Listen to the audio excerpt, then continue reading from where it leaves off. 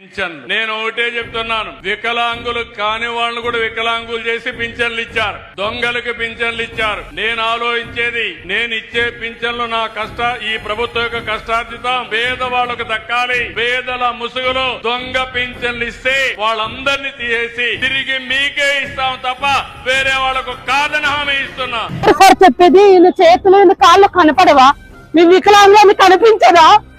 వికలాంగులని కనిపించదా sir? ఏ doctor sir మాకు ఇచ్చేది? వికలాంగు ఈ అబ్బాయిని చూడండి, మాకు నర్సింగ్ రాదు, ఏమి రాదు.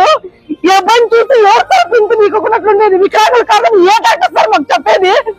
కళ్ళు కనిపించే సార్ చూసినప్పుడు అన్నా మీ వికలాంగా కాదని.